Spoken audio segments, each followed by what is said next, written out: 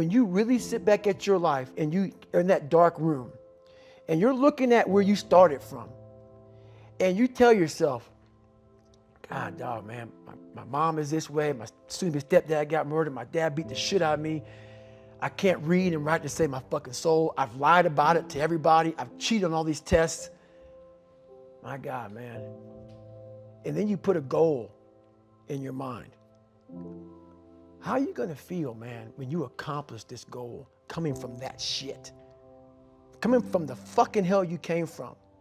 A lot of people start from a good starting point. They have a good foundation. What if you can surpass all of these motherfuckers?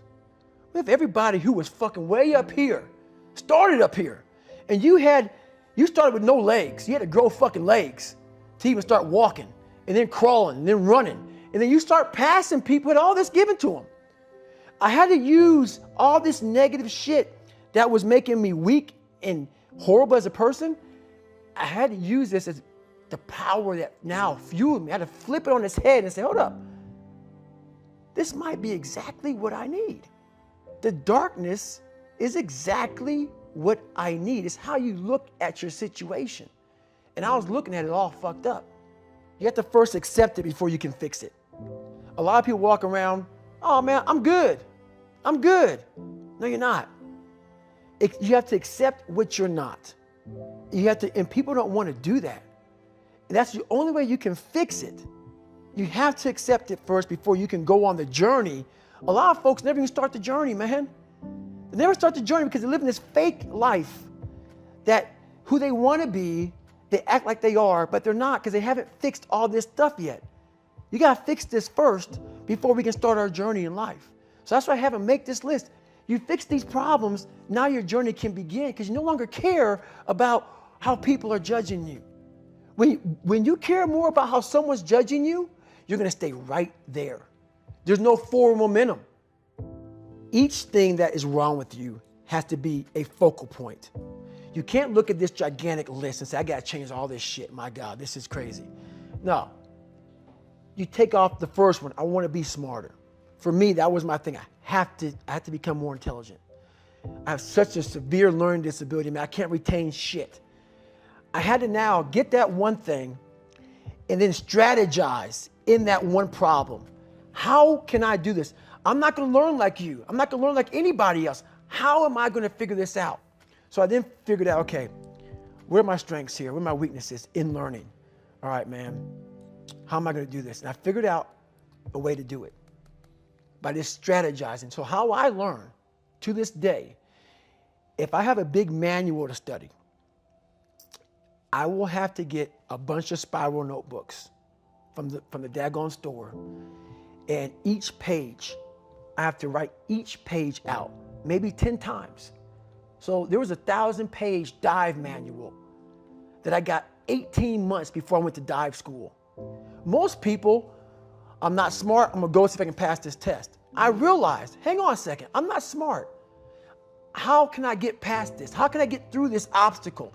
I need to acquire this book 18 months in advance because it could take me 18 months to write down each page over and over again to then put it to memory. So when the question came up, I had written that question so many times down on paper that I can recall, okay, page 71 was where I remember seeing this, and I can recall it that way. And that's how I did it. So you got to strategize on each problem you have in life. Slowly break down that problem. Don't think about all the problems you have, just one at a time. And before you know it, you fix all these problems, but you cannot focus on all of them. Just on the one thing at a time. There's a concept in your book that it permeates the whole book, and I think really is one of the most important things for people to understand in their own life, certainly to understand you, and it's the notion of detesting mediocrity. Mm-hmm. Talk to me about that. How did you instill it in your life? How can other people instill it in theirs? It's one of the biggest things in the world. A lot of us, mediocrity is everywhere right now. And we're always trying to find an easy way out. And we're judging ourselves. Let's say there's 10 people in this room and we're all mediocre. But I'm the best of the mediocre people. I now think I'm great. I'm great. We surround ourselves around people that make us feel great. They tell us what we want to hear. The second we put ourselves amongst the uncommon people, we don't like that feeling, that challenging feeling of that person who's waking up at 3:30 in the morning and say, hey, put your shit on, we're going for a run. We don't like that challenge. We like that person who says, hey, you know what, man, I don't feel good today, man. And they say, oh, it's okay, brother. We'll take a day off, man. We'll get a pizza and shit, watch the game. We like that. We love that feeling. Why? Because you understand, man, we're good, bro. We don't want that motherfuckers like this. Hey, man, no, bro. Get your fucking shit on, man. Stop being a punk. We don't want that in our lives. We don't want that person who's constantly challenging our weaknesses. We want that person who's constantly, making us feel nice and good and secure in ours. That's the mediocrity of life. We want to be the best amongst the average people. People wonder, how do you stay hungry all the time? Because after I accomplish something, I don't sit back like a lot of guys who graduate buds, graduate this, graduate that. They get comfortable. They wonder why I'm getting weak, man. I don't know, I lost my edge. What's going on? Because once you hit the top of the fucking mountain, guess what happened? I'm good.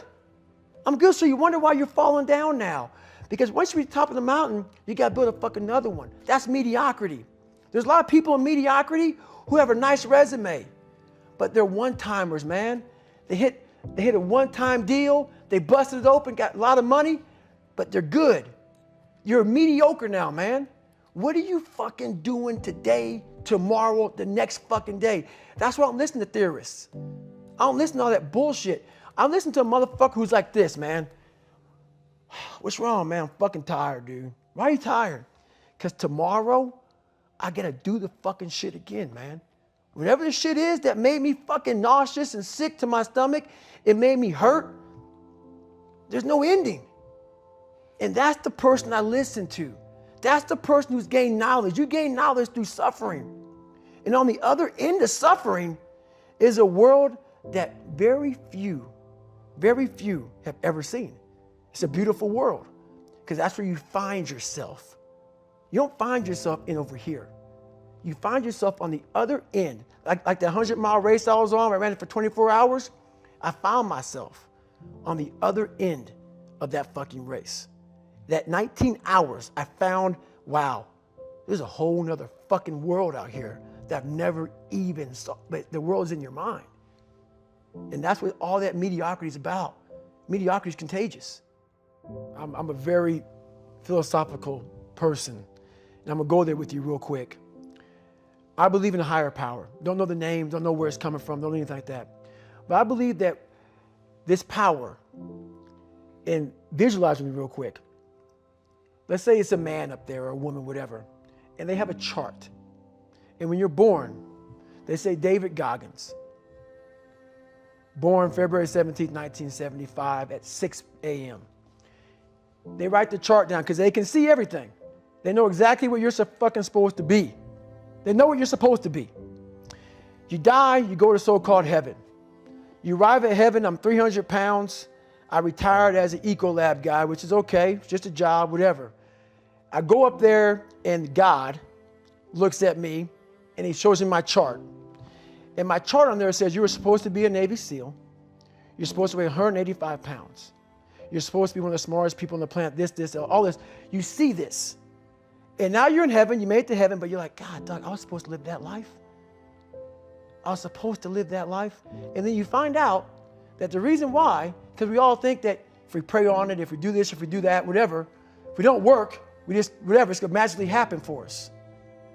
No, I believe that when I'm all said and done with, my whole job is to outwork the chart.